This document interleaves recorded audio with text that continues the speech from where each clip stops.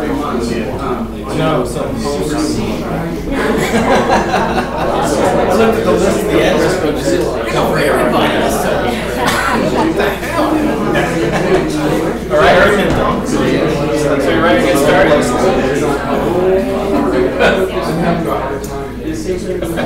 All right, so I have just a couple of announcements before we get started. They're general related to QA.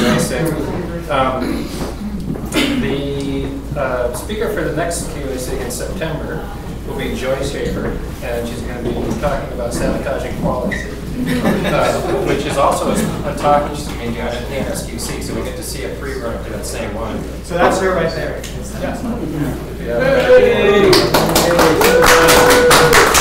And in November, James Whitaker from Google is going to listen. And there might be such a significant amount of interest in that we may relocate. They're offering their space.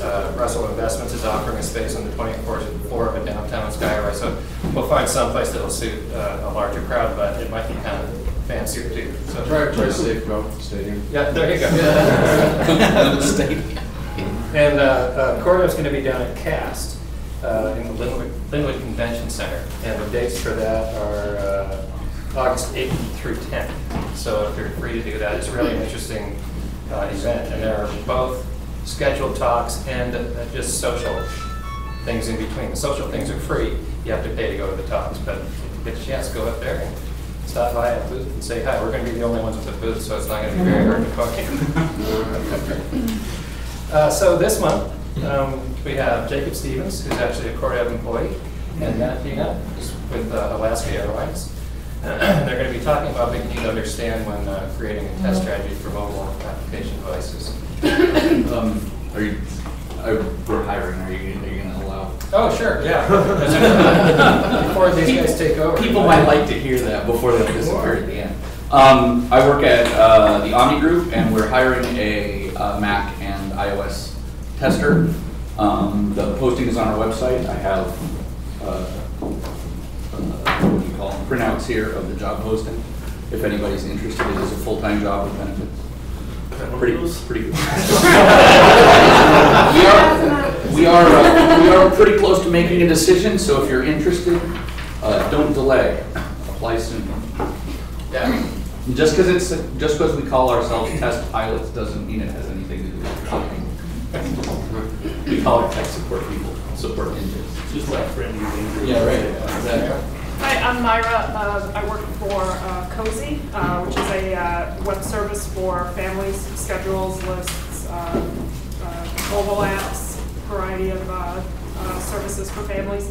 We're hiring an SDET, so we're just looking for someone with, generally good programming skills, some testing skills. Python is, desired, but not absolutely necessary. So if you know anyone who's interested, you can come talk to me or just have them email to myra@cozy.com. It's MIRA@cozy.com. Okay. Python, that's in high demand. It's a lot, isn't it? Yeah. So this goes both ways. If you want to make an announcement that you're looking for something, so people who are here that may be hiring you can speak up, feel free. Or drop off a resume downstairs with Andy, guy in the green shirt at the front door. So I'll hand it over to you guys. Okay. There's a drawing at the end for a door prize this month. It's a Starbucks card and a Quardev hat. So if you want, stick around. And if you haven't put your name in the tin, I can bring that up too. Thanks a lot. So let's get our bios just really briefly. So like Joe said, Jacob, I work for Quardev. I'm still one of the client servicing staff here, so I've been working on a project.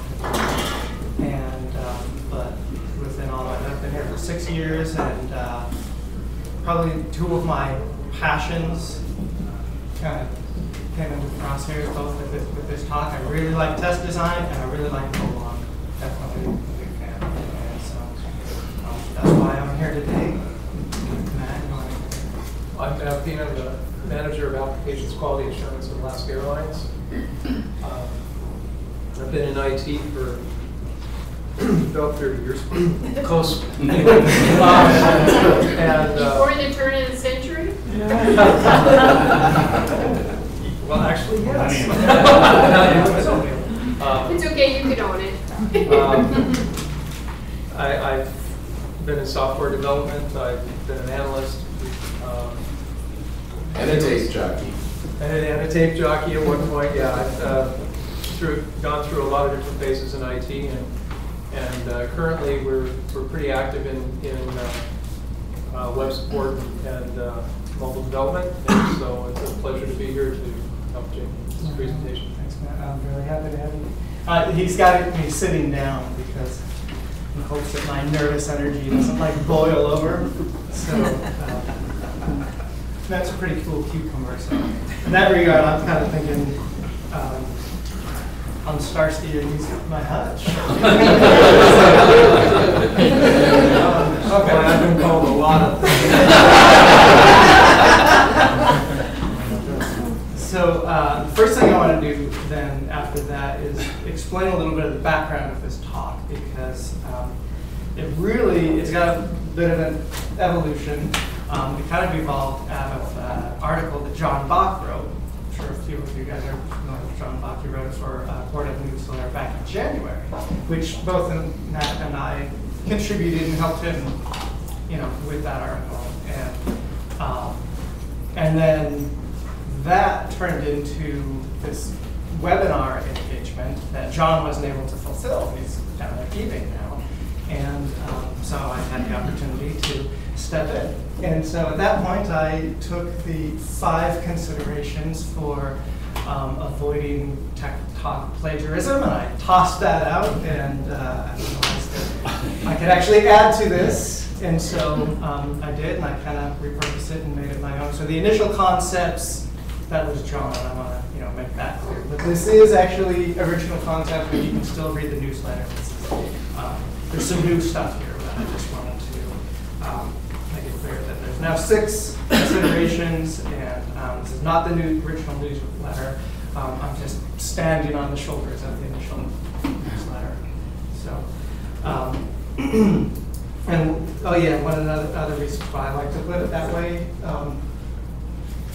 that it evolved from 5 considerations to 6, is that I really liked what I initially thought was the 5, my arbitrary 5 categories for what test considerations you have for mobile.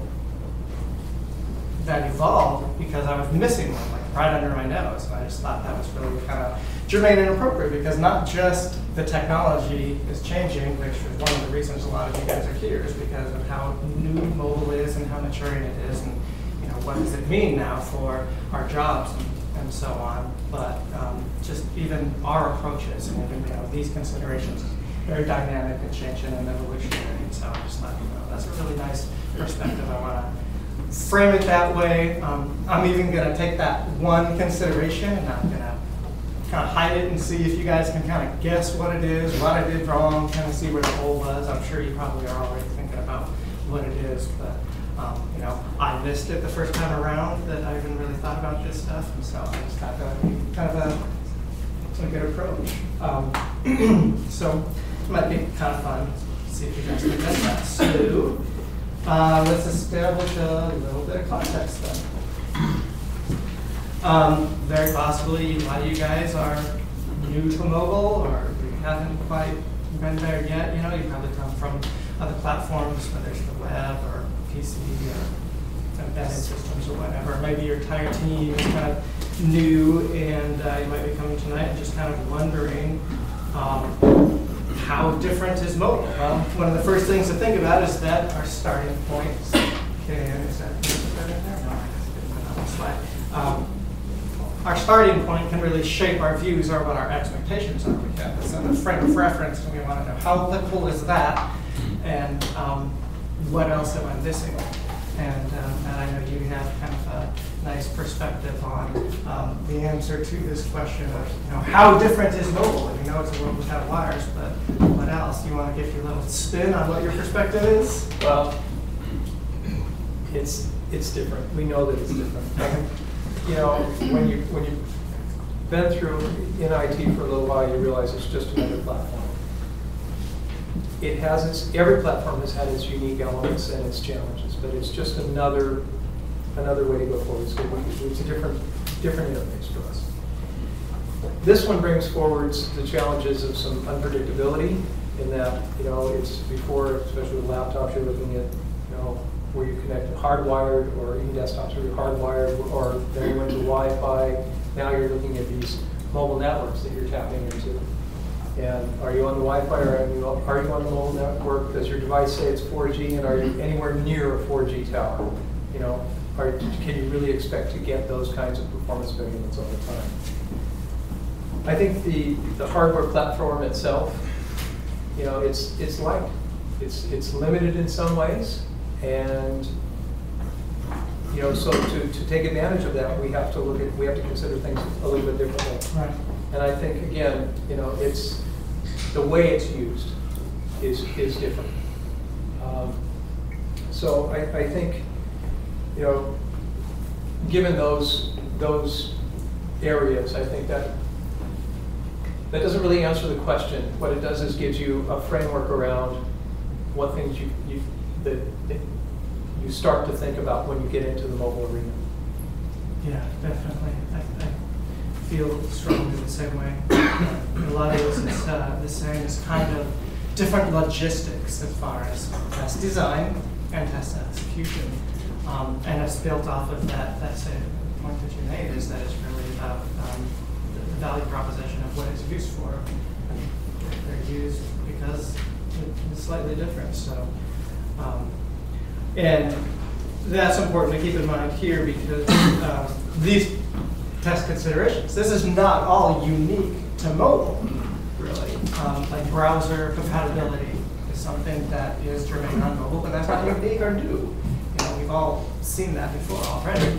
But really the idea here is just to kind of identify what are all the basic, rule of thumb categories or ideas that I might need to think about in any given mobile scenario, so that when I'm doing my test design, just kind of look, okay, have I thought of everything? Is there anything that I'm missing? Like earlier, I was missing one, so that's what I really appreciate about this. So, one of the major things I think that, I don't know how many of us are not actually in a QA or testing kind of role. Not methodology, maybe we all are, but I think no matter what your role is, that's one of the things that we're really seeking to avoid, is having major changes come up late in a development cycle. That's just gonna wreck things. We want to keep things from happening. So the idea here is identify these considerations early on with the test design. So as I said before, I'm not going to reveal them to you. I'm going to give a mobile scenario on this next slide, and let's just see what we can find. Okay, so see if you can spot what they are. Has everybody seen this commercial on TV? You might be familiar with it. I think they already have it on radio as well. That's a great idea, I thought. That's very clever. Take a picture of your check, send it to your bank, and boom, and it's deposited, right? Isn't that a great offering, I think? I'm not here to disparage Chase or anything, but I would like to point out that, the first consideration, the first thing that jumped out at me, which I'm sorry, this is not one of my 6 considerations, but the first thing that jumped out at me was the security implications for an offering like this. The attack surface on something like this, I think, is really rich. I don't really know how they developed it. It might be very sound. I might have thought of everything. I might not have, just cowboy coded that sucker and thrown it up on the App Store. So I don't know. It might be very sound, but I just thought, man, they could really be putting themselves, not just the customers, but the bank. They could be really vulnerable, I thought, to offer something like that. But, so this is our mobile scenario. So what are the basic areas of testing in here? And I'm talking sort of orthogonal to compatibility, functionality, user ability, and all that kind of stuff. I think we all know about that, and that's definitely going to be applicable to any platform. But I want to look at all the areas of this scenario and see what it is. I'm sorry, Matt. I thought that I was going to hand something over to have anything you want to expand on the implications of this on security or anything like that? My disclaimer is I'm not going to make any, I'm not going to look at any implications of what Chase did here. I'm sure it's awesome. I do want to say that, you know, when it comes to security, that's one of the first things that came to mind for me as well. But I'm not a security expert in this field.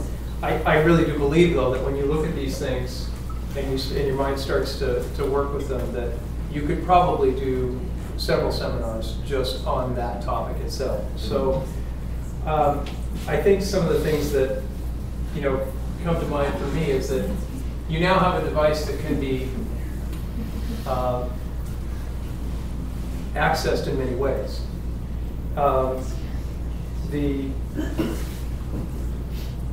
individuals both store data on there, and the applications are very data dependent. And a lot of times these applications are calling, sending, and receiving all the time. So, you know, I think when it comes down to security, just being aware of the nature of the application and its behavior, or the other applications that could be on that device and their behavior that could expose users, okay? So those are the types of things that I guess I would think about. And you know, there's tracking implications. There's been a lot of media coverage around that as to you know, where individuals are, because they're sending out signals all the time. An unintended consequence of some of the cool stuff that we do is that there was an individual, I don't know if people remember this on the news, where they would take pictures on their phone of their family members, various places around the house and so forth, and they put these things up on the social media site, not realizing that there was a stamp on there that said geographically where that picture was taken. And now all of a sudden, if you knew about this, you could start to see the patterns of how and when this family moved. Well, that's an implication that you kind of got to be aware of. So I think the other thing is that when you look at these devices, people are doing a lot of you know, short-term entertainment, gaming, some social applications, and again, those are sending and receiving and transferring information all the time. So there's that to look at. And then physically, you know, it's the size of, well, this, I don't know if this is a good or bad thing, but my wallet's a little larger than this. So, but if you set it down, you know, many people like to pick up their phone and they use it. They don't like to put the security codes on the front end and so forth. So if you think about what lives on here and what value it is to you and how easily it can be, you know, it's not necessarily somebody, I mean, there are many ways to access it. One of them is just physically take it. So I think there's a lot of security implications. When I saw this one, the only question that came to my mind is, okay, if I go to an ATM and it takes that check and it reads it in, I think that's really cool, and they get a picture and I get a picture back on the receipt and everything else. Well, this couple still has the check. Can they add another zero and run it through again? You know, I don't know if it'd be a great edge case. So, you know, now that you mentioned that kind of stuff, because like my wife is in school at the UW, and so obviously there's a lot of financing items that we come through, so we don't have to pay for it all by ourselves. We've had to provide cost verification for some of the child care assistance, right? We've had to provide the cleared checks, both sides. So not just because otherwise I could write something up and take a picture of that or whatever, send that to them. Oh yeah, I spent this much money on child care. We had to provide proof that it was cleared, and we wanted it in the form of the back of the check rather than just showing a bank account or whatever. So I don't know the extent to which that's retained if you're depositing checks that way. Well, or what lives on the device, because you're taking a picture and you're sending a picture forward. So again, what lives on this device, what data is actually captured held there. And I think the last point that I wanted to make is, you know, there's a lot of partner development. There's third parties involved with this. A lot of times people are out there, you might want to leverage an app. I don't know if anybody has gone out there and seen an app, and it's got a lot of different information that you could get individually from other apps. And so it's more common these days, or that, at least in my opinion, I've seen many apps, they're going out there and they're capturing bits of information from a number of different places, packaging it up and saying, this is my new app. Well, there's nothing that says they can't do that. And, you know, how secure is that? You know, and are they giving the same consideration, especially if it's personal information, are they giving the same consideration to your information as a company that you trust would be. So, or if you are incorporating those third-party products and you go, rather than writing it yourself, if you're incorporating those in, I would ask the question. So, like I said, this is a particular topic that I think, again, I'm not an expert, and I just feel like when you look at these things, there's a lot, you really have to let your mind open up and you have to take the time to explore. Yeah, and security, obviously, that's one of those orthogonal considerations, and that's going to be applicable for practically any platform, any technology. But as far as the considerations that are germane here to mobile, when it comes to designing, or when it comes to testing everything within one mobile scenario, let's see what they are. Raise your hand here if you love cheesy PowerPoint animations. Go for it. Come on, man, go on. Yeah. Okay, so here's our user scenario, right? It's the happy newlyweds. So what do they have? So they've got their phone, right? It's the iPhone. So that's the first consideration. It's going to be the device itself, hardware specs, capabilities of the device, and the next thing is going to be the platform. In this case, we've got iOS. The third item right here is going to be the app itself, the features that it offers, stories, and everything that ultimately you're going to be verifying is going to serve the user well and provide them a rich experience, right? Suckers on there. So first three considerations, I kind of think of those as the internal considerations, but since this is mobile, things do not start and end with the device only, so we're going to have to consider the network and the external integrating factors. These different carriers and their capabilities, not just whether it's 3G or 4G or what their bandwidth is, but relative to the iPhone here, we've got Verizon and AT&T here in the States, and so Verizon, they like to say, much faster. It's the network, and then Ma Bell is like, yeah, but we can talk and surf at the same time over here, right? So that would be an example of different capabilities, and I know like if this scenario was on Verizon and you can't talk and surf at the same time, like how is the app going to handle that if a call is coming in while you're using the phone? Well, I already took my picture and now I'm trying to send it at that moment, some sort of race condition, or how is it just going to handle that? Is it just going to is it going to suppress the call? Maybe that would be bad. Maybe it's an emergency.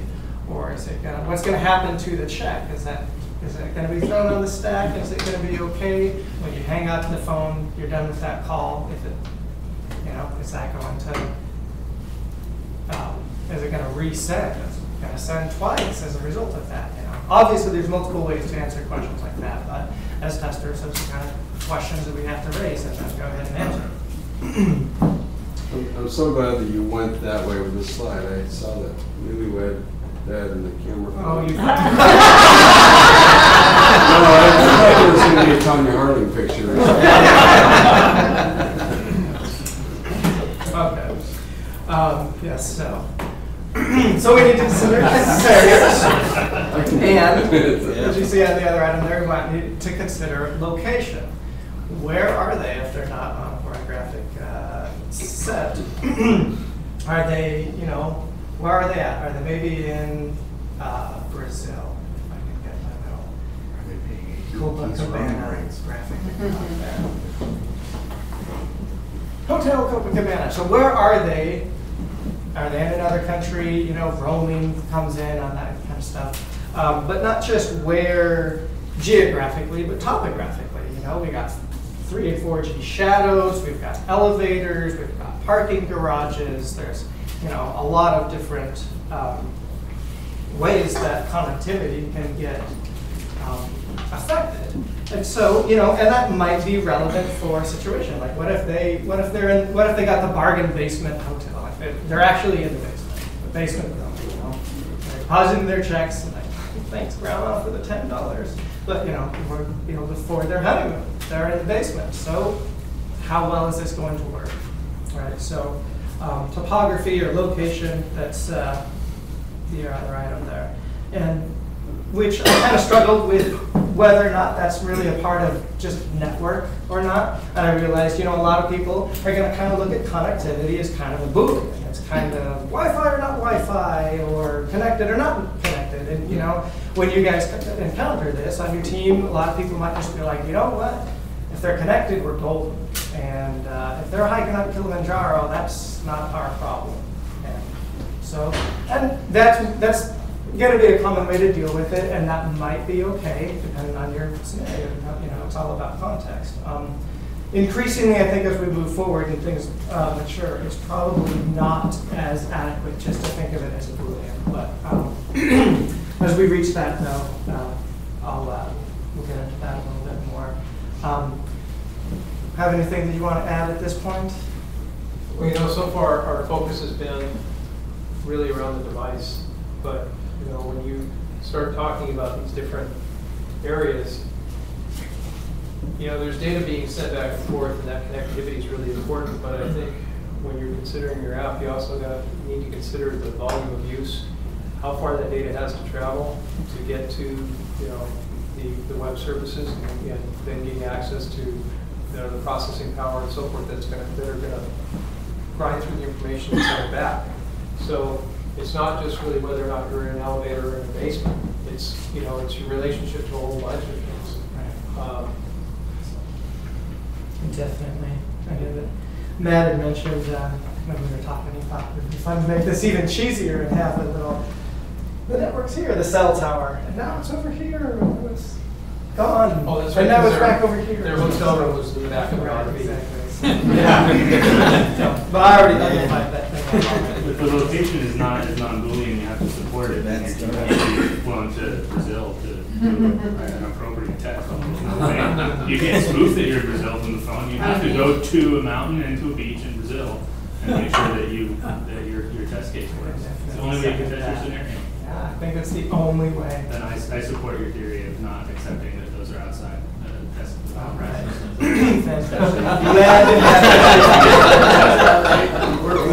Where do you fit in as far as issues like if the design of the application doesn't take into consideration good encryption or maybe data persistence, stuff like that? I mean, that could be, when you're talking about cell towers, are we leasing a cell tower from another company, all of a sudden right.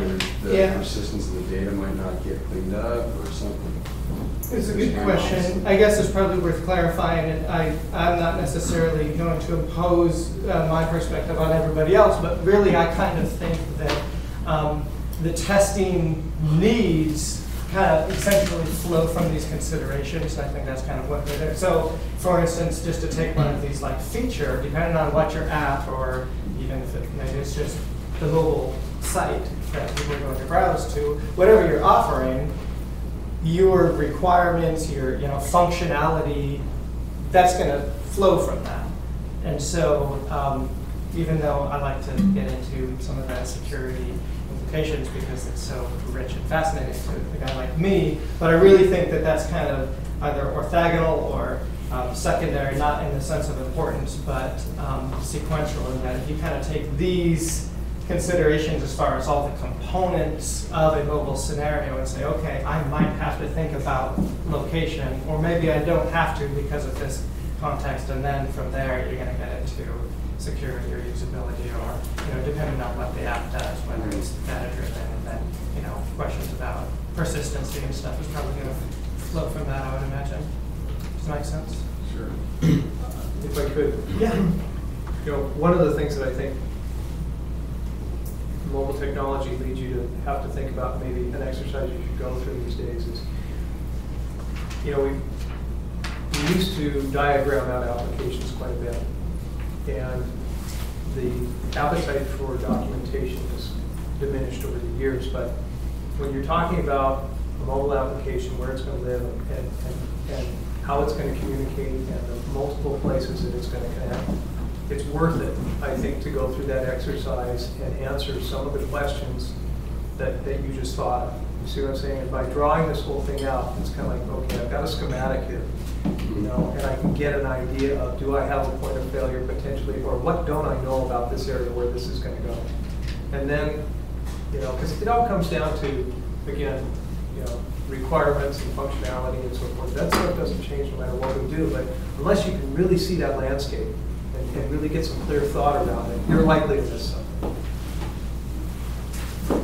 That is such a good segue to, oh, go ahead, who's got a question? I was gonna, Matt, I'm a little jaded because you and I talked about this a little bit before, but one of the things I think would be interesting to throw in there is service level agreement. That's a concept in and of itself, but then the irony of that is, can you measure it? So it becomes a curse as well as a consideration for the whole platform. You know, I'm glad you brought that up, because that too is another good segue from here to my next slide. Because there is something missing here, isn't it? I didn't think about something, and I bet you guys can all guess what it is, because you guys are set But up. it's not service level agreement. It's not service level agreement, but depending on what your users are going to, whether it's another organization, or a client, or whether it's going to be the end user, that obviously is going to shape what your tech requirements are. So, user is the ultimate consideration. I missed that, I guess. I'm sure most of you guys already caught that. Yes, and so one thing that I would like to point out that I think is germane to that, you know, the users can pose problems. I'm sure we're all familiar with, you know, if you've done, like for instance, threat modeling, you've got like Mallory, and you've got, I don't remember what the other people are, I just remember Mallory, but she's the malicious user, you know, she's gonna try and spoof a site, she's gonna try to, you know, hack into your whatever. And then there's grandma, and there's also, you know, and if you've done usability testing or whatever, you're like, okay, well, here's what we expect people to do, but then there's these people, and they might not get it, and they're going to try something else. So, okay, so we can think of problems that the users are going to pose, but, you know, I think it's really important to consider that users can also foster innovation. I know of several specific cases that some very useful features came about either from a usability study or just somehow or another, just watching how somebody uses it or looking at analytics and saying, oh, you know, we kind of wanted them to do this, but they ended up doing something else. I know this is not Windows 7, but if any of you guys have used Windows 7, and you know, there used to be a quick launch bar and then the task bar, and now that's one and the same, and you can drag the icons of the app that you're running around. And that came about because one of the guys on the team noticed that every time his wife logged in, she would wait for everything, and then she would launch Outlook first. And she would wait for that, you know, to appear on the taskbar before she opened up her browser or any other apps, because she wanted it to be right there so that whenever I'm doing something, I know I need to go to mail, that's where it's going to be.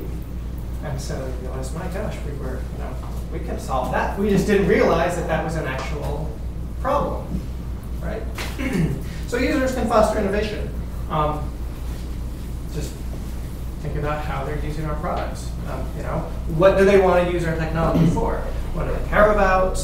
Or what don't they care about? That can be very useful information. What do they care about, even if they don't know what they care about? Until you do it the wrong way and they get pissed off at you. That's exactly the point I was going to say. What the user knows is a factor, or what they don't know. When you were talking about how apps are constantly sharing information or trading, going back and forth, I don't know how that works, and I want to know how that works, and I've got one of these. So, right. So here I am walking around not knowing what's going on here and exposing myself to risk or something like that. Seems like another good bullet where they know. Yeah, I probably would have been another bullet, or just kind of just say, What they don't like, what they don't know. bingo. And from a testing perspective, I like to say, you guys might not like Donald Rumsfeld, but you know, if you remember his known knowns and unknowns talk, yeah, or excuse me, known unknowns and unknown unknowns. Well, that's definitely true, and that's what we're here for. Well, I see that, you know, as testers, we would not only affect how our application, but we would also have a body of information that would go back to the people who are actually creating the infrastructure. I remember when I was in Europe, in London, in the underground, people could text. And what they found is that people wanted to text while they were waiting for the train. So they created an infrastructure because of what the customer wanted. So it's not just based at the app level. These applications, if you have a user who's motivated to go for them, you're going to affect a larger world. So I think that's a great challenge as testers, that the mobility. And I come from the state of Alaska, where there are many places where we don't have cell towers. We have Category 5 networks where you could interact with your IP address and a website there, but then your service is going to go over a microwave tower. So your app, I mean, you might know something about this, Matt, because I'm sure that there's constant flights. So I just think that, you know, this is, I just want to think of something besides the application-concentric offshoots of the work we do. We change the world because we test. Yes. They change the world because we test. All right. The whole time I'm seeing this, including the first chase thing, is like I'm going, well, how much risk is the user getting from this? How much is put upon them to do the right thing with this application?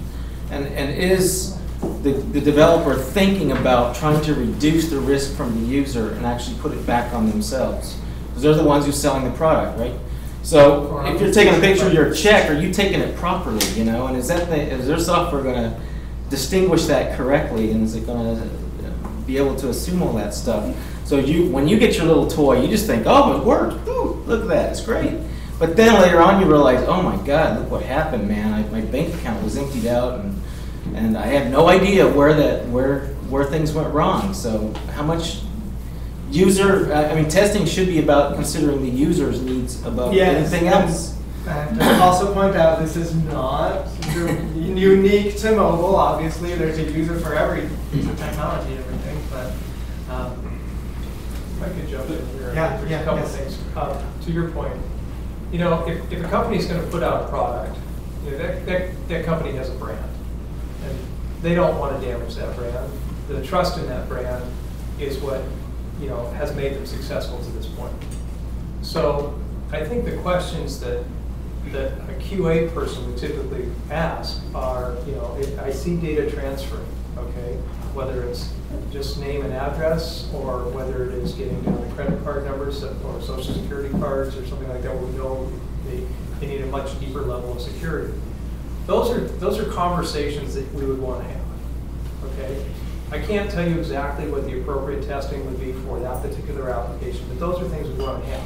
The other thing I think you have to pay attention to is, it was pointed out over here, I mean, we've been talking about the app, and so forth, but you know, there's the device that the application runs on, and your thought process has to be around the specifics of the hardware as well as the application that you're testing, okay? Or if maybe you're not testing an application, maybe you're just testing a mobile website. So now, you know, it's more generic. But you still have to give all of those things some thought. And I think, you know, that was the point that I started to see, you know, evolve from this. I think when you get down to the users, the one thing that is, I think, really true about mobile is that, first of all, I think those who are very accepting of it are, just as the gentleman said in the back, I got this is great, I'm doing this, I'm doing that, and they don't think about it. So, I mean, I'm not sure where the responsibility lies. Maybe it's let the buyer beware. But I imagine in the case of this app, I'm pretty sure that they managed to, when you sign, by using the app and essentially signing up to it, you're probably signing a contract to liability. And it's an electronic transfer of funds, so there's 3-day, and well, actually with banks, there's 5-day delays and such. So, well, it gives you a lot of convenience. what's actually happening is still the same process. And again, the devil is always in the details of that fine print. We all know that if you don't agree, you don't get the app. So, you know, that, it's And talking about blah, blah, blah, blah, next blah, blah, blah, blah, next blah, blah, blah, next blah. Exactly. There's both sides. absolutely. You want to protect your brand, right? But nobody's talking about Washington Mutual's cool, submit your check app, right? Everybody's talking about Chase's Because app. there is no Washington Mutual. Of course, right? So whose brand is more protected? As long as those users haven't had some kind of high-profile security issue, if you had, as an organization, imposed safety onto them, and to that extent where you couldn't produce that innovation, then the brand might suffer because somebody else will, right? I mean, to some extent, there's a collaborative business decision to be made maybe between your product managers and your testers and your developers, where you all get together and say, wow, couldn't we totally screw up our customers with this app for submitting their checks to up from their phone? And maybe the product owners say, well, what's the risk of not doing this? What's the risk of not innovating and not producing something better? Absolutely right. Right. You're absolutely right. I do think, though, that as if you work for a company that's providing something, I do think that, especially on the quality side of things, we definitely have to ask the question, are we protecting our brand? Have I as an ethical, responsible, quality assurance person, really done my due diligence to ensure that, you want to delight the customer, you want to wow them, and at the same time you need to protect your brand. I think those things you absolutely have to look at. It's our responsibility to expose risk. But to some, you're right, but to one side of this, the user has responsibility in this game. Now, where that line's drawn, how it's drawn, that's a little different. If I could go a little bit further on the users, one of the things, if I could take us back to the mobile apps in general, we've got a segment of the population is warming up to these things rather quickly, and then there's another segment that's not really taking to it.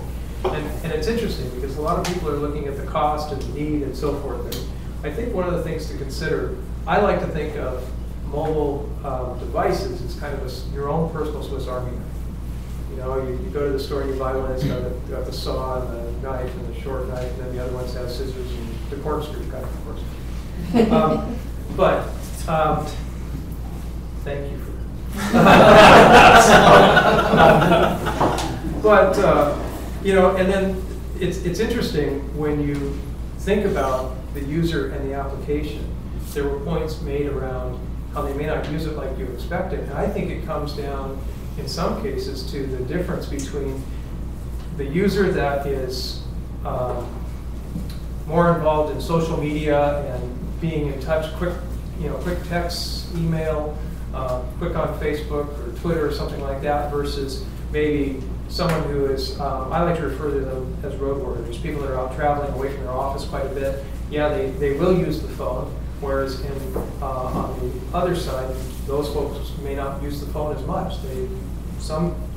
My son is 22, he has a phone and he does more texting on it than he uses airtime. So, I mean, it shows that the device to him means something completely different than it means to me.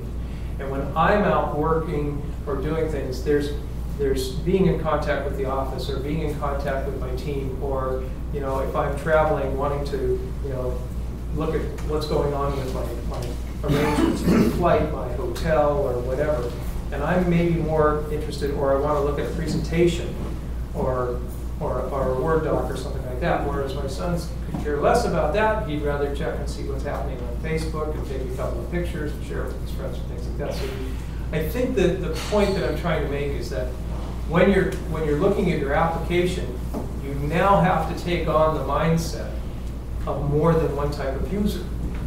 Your target market may be this segment over here, but these aren't mutually exclusive users. And this is the one case where, referencing back to John Bach, I'm a real, make sure you understand your requirements, test those requirements, make sure you got those nailed, then go for the exploratory testing. I think on a mobile platform, I would say that You know, you do need to do all that, but you can't cut the exploratory testing. That is, on these platforms, is becoming much, much more important. Yes, you're going to make sure your application does and behaves as it is designed. But the unexpected use and the number of applications that can be pulling off these really sparse resources that are on this light device can really have an impact on how everything's going to work. So you've got to take all those things into consideration, and that comes back to your user. Yeah. I think Sun Tzu said, know your user. Well, I'd like to just add one more thing. Okay. Applications today are not designed with user manuals. So as you're testing, you have to, it's all discovery. So you have to take a different approach to testing. That's a very good point. That's why Really? that's why I think it's good. It's user manual. Right? If you need a manual for it, then your user experience is fatal. If you did it wrong. Right. Well, and if they go to a help menu, it's because they're mad. Yeah, Yes. it's too late. Yeah. You've lost them already. You They close out a major Or they know how to read separation Korean or too. something. So for these next couple of slides, forgive me if I don't make as much eye contact, because now we're getting to it a little bit more. We all love this part. Those last two slides, that's some of my favorite part of this stuff. You know, the user, the security, and a lot of these considerations are somewhat abstract. But from here on, this is gotta stop moving that over there. This is. There's a little bit more substance here, so, and just to kind of catch us up a little bit, I know we're running behind, so for the device considerations, you know, CPU, memory, you know, that's, you can kind of, if you think of it as a ceiling, resource ceiling, it's not quite the dictating constraint that even just a couple of years ago the developers had to really kind of contend with. That ceiling is rising, obviously, but there are a number of things that keep into play. For one, keep in mind that there's a lot less forgiveness for lag in mobile.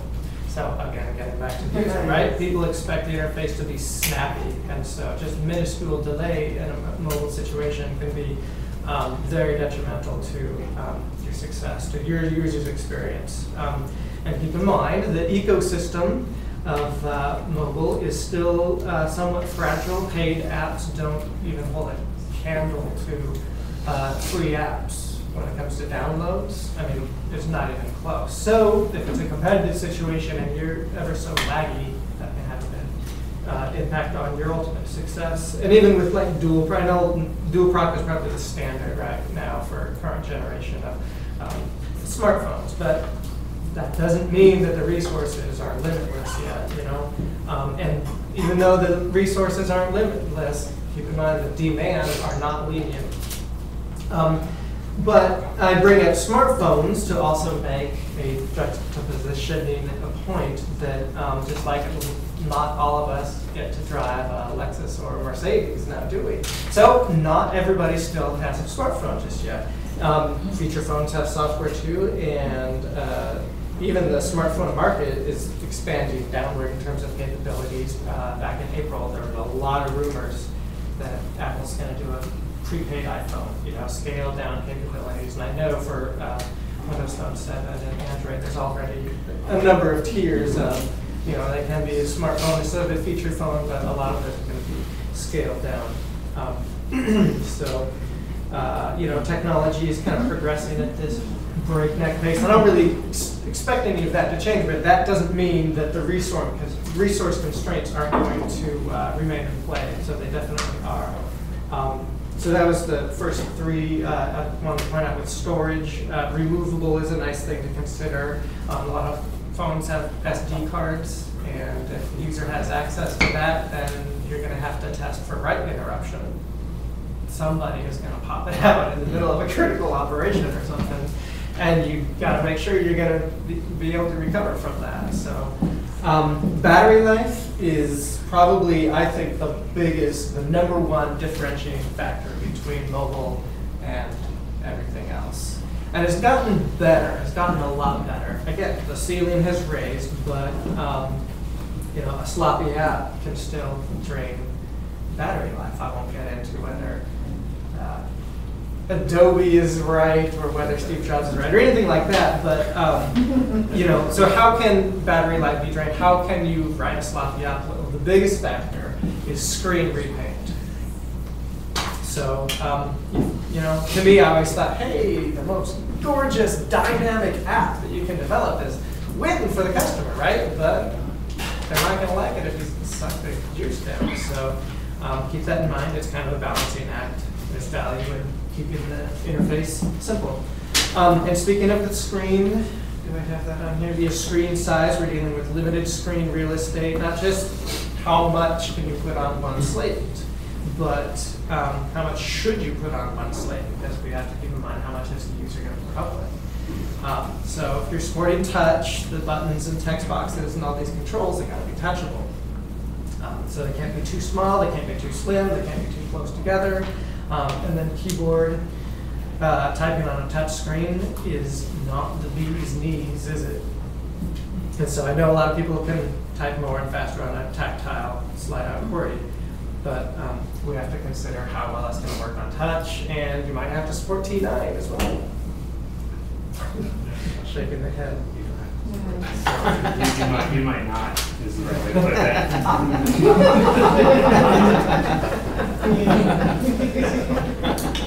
We'll go to where the work is, Adam.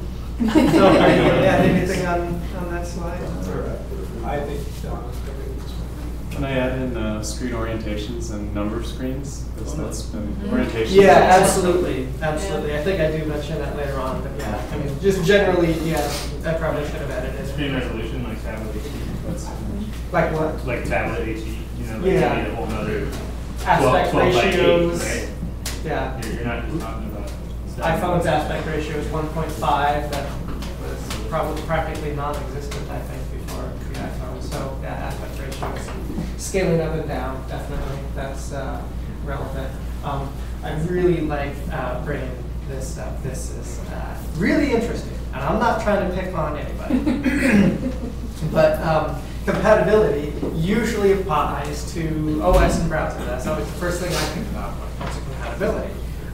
But it can also complicate your device considerations. Now, if anybody hasn't seen this before, this is from last fall, but it still more or less kind of reflects the Android ecosystem. It's sort of the state of it. So, and if you haven't seen this, this is not even half. This is barely 40% maybe of what this original graphic was, but that's why it's a little bit small and blurry. I just had to scale it up and make it somewhat readable.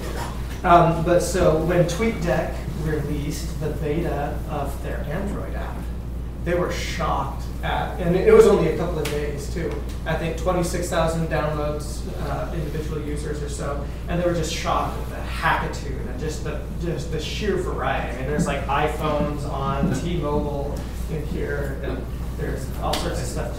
And so this is not just versions of Android. This is the number of different devices that downloaded the Android or the TweetDeck app. So, so what are you gonna do? This is, I mean, we had it for this drove so many different conversations here. You know, we're like, what are you gonna do about compatibility when it comes to this? I mean, often you say, okay, get the user agent strings of your customer base or whatever. You just get the top configurations. Who, you know, IE used to have the lion's share of the market, and now it's 5. You know, okay, Chrome is up to about 34% now. And so, okay, just hit the top configs, right? Well, you're just touching this fairly slim portion of the market still, and you can see to go really deep. It can be cost prohibitive. Can't you turn it essentially into some sort of equivalence pass? You just want to figure out what are the range of possibilities. Right. Range.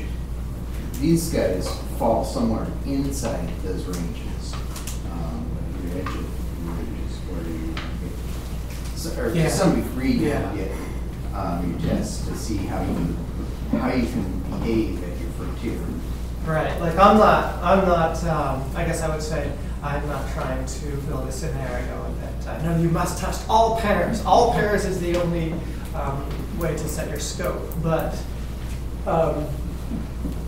even if, however far you do, or do not cover in a situation like this. You know, that doesn't mean that the need isn't still there. And within mobile, definitely, I mean, coming from a guy, you know, I'm going to some people, I'm still fairly new to the industry. It's only been 11 years, but within that time, I mean, there's a lot of maturity of the PC platform that I was just not aware of, you know, and in a lot of ways when it comes to compatibility, when I have technical sales support conversations, I mean, you don't even really think very much about whether you have to cover AMD and Intel chipsets and stuff. That does come up, it depends on context and stuff, right? But in mobile, it's still quite different, at least for the time being. I mean, there are a significant number of hardware-specific, manufacturer-specific compatibility issues that surface in a lot of scenarios. So how well does something like running an automation script on a device anywhere, something like that, work for you? Right, so we're getting into that. Well, is there anything else to add? Go ahead and hit that if you want, Matt.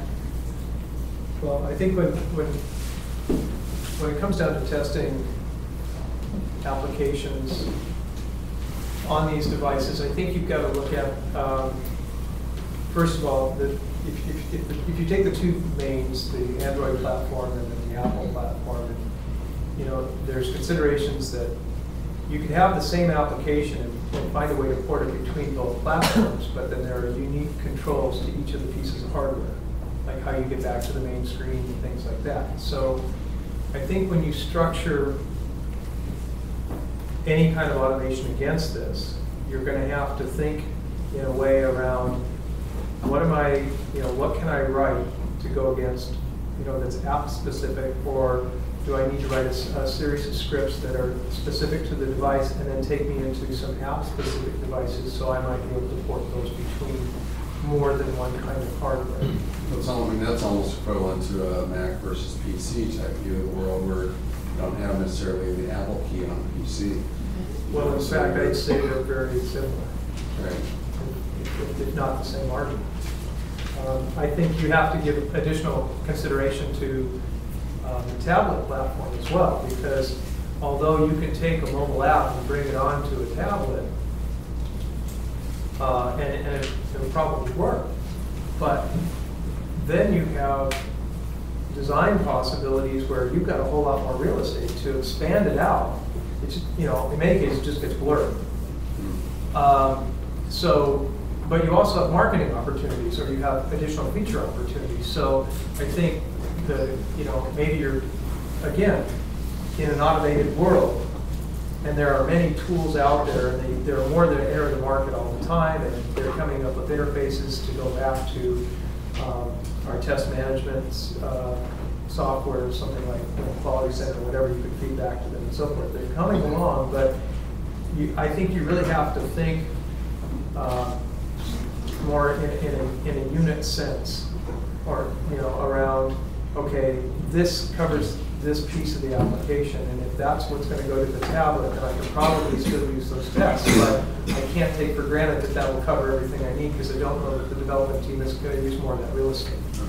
And also, again, I think as a QA person, you've got to be aware of they're starting on an Android platform, and then they're going to go to, say, maybe the Apple platform. Maybe they're on the Android platform, they're going to exercise Flash, and it's not supported over here. So now, what are they going to do? How is that going to change what I need to consider? So I think they're, and the other thing, as I said, it's just another platform. Well, in testing any platform, obviously, sometimes you want to know what your performance is. Performance is really hard to measure.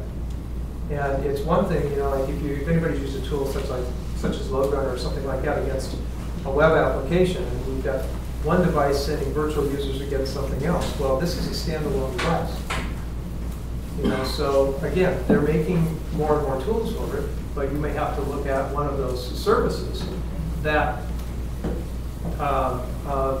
something like Gomez, for example, or something where they look at you from different areas and they clock the responses to different, to your application from different locations. I mean, it's a much more complex problem. And whether you can do it all alone, if it's a mobile website, in many cases, I would argue that you can use some of the same tools that you use against it, today, because it'll come up in a browser. But it's not truly going to give you maybe a performance measure, but you can use it for functional assessments. Yeah. So yeah, we did want to cover some of the solutions out there, and I don't know how many people are familiar with those things like Device Anywhere, but we were going to approach Device Anywhere. I'd like to, one item that I was going to point out as far as how that doesn't alleviate your full compatibility needs necessarily is like if you're using a solution like Device Anywhere or any other that's got like a web interface, it's essentially it's converting your clicks to taps, you're gonna cover functionality, right? But as far as how the interface works, if you want to do, it can translate your mouse movements to swipes. But if anybody's got an Android device and you're going to use the security, the 3x3 dot matrix where you can draw your own shapes to unlock your device, you wouldn't be able to test that through a web interface like that. So, or if you had a game or something, you're going to have to be a lot more specific on the movement of the touch interface. I've seen some limitations there. There's a D-pad. No, I mean, a touch screen D-pad would be another thing you'd be able to test very well with. Oh, right. And actually with the add-ons to mobile devices, I think there's some other things that you probably, I think whatever your tool set is, you got to look at it carefully because, now they have card readers that you can attach onto a phone because, vendors that are very, that are mobile as such will slide the card down the side and then they'll store up transactions. That way they have barcode readers that attach these. So as these additional pieces of hardware start to interface with these devices, that, again, your question just gets more complex. Yeah, definitely. And I think, but it also says to keep in touch with the vendors and so forth that are out there, keep doing the research because just as the mobile platform is developing, the products to help us assess them are continually developing. I mean, I don't know about your in-baskets, but I get 40, 50 emails a day saying, look, I've got the greatest news. We can slice bread differently today. Okay. So anyway. Yeah, and I did get a sense when I was putting this together that a lot of what people might be a little bit more interested in than what I have to talk about is really what kind of approaches and what kind of solutions and tactics and so on there are to tackle this kind of testing when it comes to mobile. Mostly the focus here is just the considerations, but so I have tried to include some of the items like GOMES and Device Anywhere in here. But I am running quite behind. So let me try to run through the rest of this. We're practically ready to wrap up, but I did want to cover platform, and then when I reach carrier, there's a number of other kind of more tactical approaches. I think that's going to be of strong interest to a lot of people. So but I think platform is pretty straightforward. Mostly it's kind of a compatibility situation, but it definitely can be a compliance issue as well. I don't know if you guys have heard that Apple can be a little particular in approving apps to the App Store, right? So one example of that is network alerts. If your app uses network connectivity at all, if you do not alert the user when Wi-Fi is not available, then they will reject it. That's their third most common reason to push an app back to the developer for another iteration. So so whether it's platform or whether it's carrier, just check out the requirements, their approval guidelines. Apple publishes it in their SDK. So approval guidelines are kind of like functional requirements. It's kind of fairly easy to map to approval criteria to test cases or other kind of test artifacts. So test for compliance, and you're going to save a cycle, which saves some money. So there's versioning as well. We saw the last slide where there's fragmentation is a common issue for open source platforms. Google is doing a lot to rein that in, and they've got a compatibility program to help keep stuff from getting too fragmented. So it's great. So, but versioning can be an active factor for really all of the platforms because people usually they might not get the OTA update at the same time, depending on what carrier they're on, or they have the option to disregard it. Like, no, I don't want to be bothered with that right now. So sometimes older devices don't support the later versions. We've mentioned browser compatibility before, so you've got native browsers to consider, but there's third-party for mobile now as well. So there's Opera, there's Skyfire, there's Dolphin, a few of them out there to consider. And, or maybe you're not developing an app, but a mobile version of an existing site as well.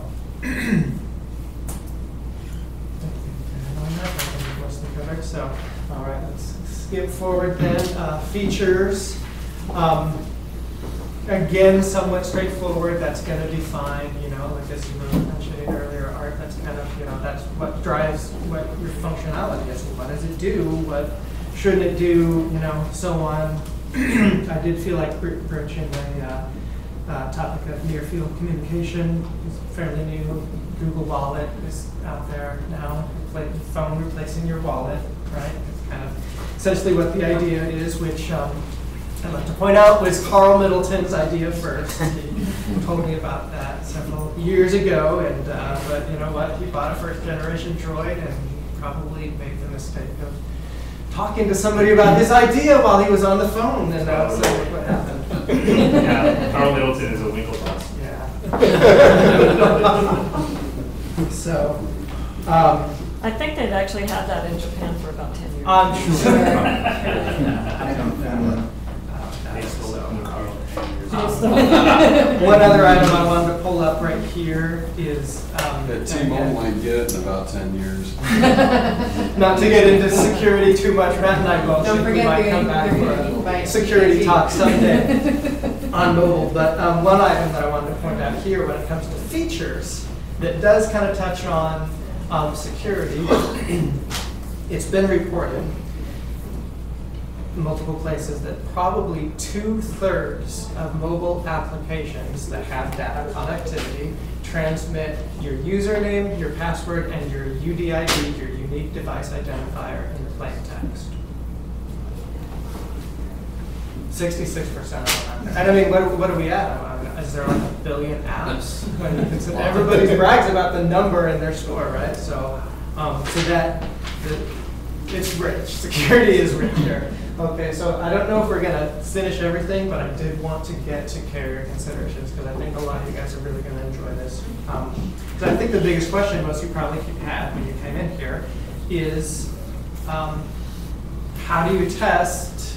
You know, can you test in a wireless environment? Okay, I've got my Wi-Fi, I've got my emulator, and I'm going to plug in maybe a couple of devices here. And okay, a little bit beyond unit testing and integration testing. How far is the gap from here to just rolling out a full-scale solution? You know, what can you do? Especially when you recognize that the carriers they're big production environments, and they don't want you testing there, right? So how can you replicate that, and what kind of options do you have? You've got Device Anywhere that's going to test what works on the phone. You've got Gomez that's going to help you identify your bottlenecks in, you know, the services to the app, how your whole solution is going to go out there. If you want to use them, that is helpful. But how risky is it? You might be wondering. Essentially, just test on your IDE, maybe use an emulator, and maybe skip some steps because it's kind of costly, and I'm a freelance developer and I need to go to market. So there is a little bit of good news in this answer, because as Matt pointed out, you know, essentially it's all packets. So if you're wireless, it's going to become connected somewhere down the line once it reaches the tower, whatever, right? It's going to hit the grid, it's hitting the network. So a lot of components don't really care if you're connected by antenna or if you're connected by Ethernet. But it's not completely seamless, as you still might recognize, to move from that kind of testing to the market. And so one of the first driving factors is probably going to affect your test design when it comes to this kind of stuff, is that actually the networks do require more than this. They've got certification processes and some hoops for you to jump through. So most of the carriers have developer communities, and they provide a robust layer of APIs. You've got the geolocation services, location-based services, might include GPS. You've got the SMS layer, MMS, and so on. So to use their APIs, you gotta get certified. So basically it starts at the conceptual level, you tell them what you're trying to do, go through a couple of iterations with them, jump through some hoops, and you're ready to get certified. Then you get certified, and then after that, final step, hopefully most of you guys probably would expect, is to test that you're ready for production network, right? So you got to get certified, and then they're going to give you the keys to their staging environment. So they all have large-scale sandboxes, essentially. They're going to let you come and build a castle and play. So it's great, really, that they offer that stuff. It makes a lot of things somewhat easy, or it's a little bit costly, but it's going to save you some cycles more than likely. Or it's going to prevent you from having to build your own replicated environment. I mean, that's, there's network emulators out there also where you can kind of, it's not just going to be beyond Wi-Fi like 3G, but you can specifically say, how is my app going to handle jitter? How is it going to handle packet reordering or packet loss or so on? So, there's a fine range of solutions there as well. There's only software-based ones or hardware-based ones as well. And, do you test it all like actual handshakes or handoffs between towers with your apps, or do you just trust that works? Like if you're driving down the street, now you're no longer on that tower, you're on the next one. Well, that's probably germane to my next slide. But you're not testing the app, then you're testing connectivity. I know, but testing the device and its connectivity. Yeah. Now, You there is an argument though, but what does the app do? If it loses the app, it comes back. Yeah, it might just be testing that it fails gracefully, or error handling. Is a possible answer that we might be tasked with. I mean, that's where I was talking about the exploratory testing. I mean, you do have to take it out. You've got to think about, you're always up against the wall in terms of time, right? Because you got to get through the requirements, and you got to deliver your product on the date. But the more time you have, or the more you have the opportunity, those types of things, I think, add to the quality of your overall assessment.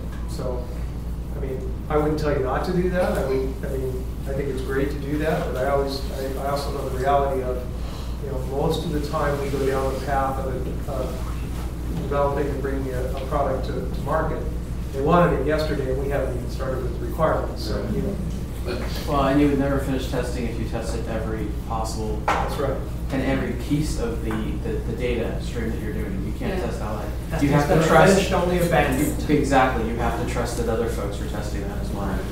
So, I mean, just never Testing such a great crowd. Almost every slide, I feel like you guys were one step ahead of me all the time. Like, what about this? Hopefully I got to a lot of it. Probably not all of it. Okay, so I do have one other item here. So the Bach brothers are very fond of coming up with mnemonic devices to help you remember these things. Because the whole point is just sort of this rule of thumb. Okay, I'm going to pull this sucker out for any given test scenario or mobile scenario, so I can just help me remember that I'm not missing something like I did. I missed the user. So this was the best one I could come up with PC Flow. It doesn't have anything to do with PCs, but then again, mnemonic devices are supposed to be kind of weird and quirky, and so like PC Fluid. Yeah, got to add integration in there. So. There you go. PC Fluid every 3 months. I'm happy with that. Every 3 months. So 7 considerations now. 7. Maybe the IS interface, Possibly. But hey, right. I don't really have anything else to deliver in that regard. Does anybody have any questions? You're free to just get the hell out of here. Was it that painful for you? I'm just looking at people kind of like, gosh, these, I don't think these seats were made to sit from this 8 These seats are made for quarter athletes. So yeah, they're made for walking seats.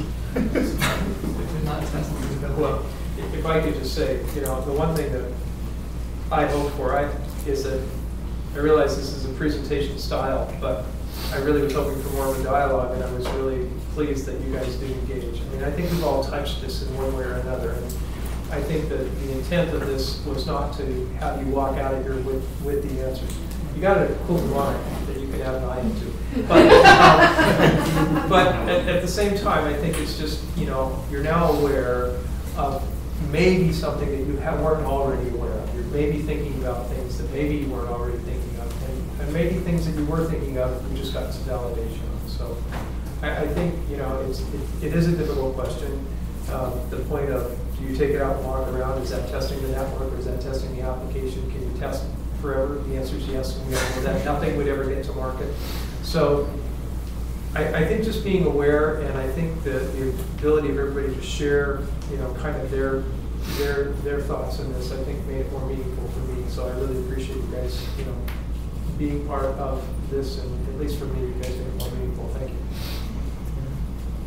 Thanks. I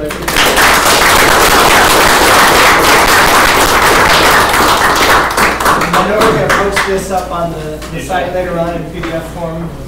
So here's some additional resources. You can't tell the PowerPoint, but there's URLs. So if you guys want to take a look.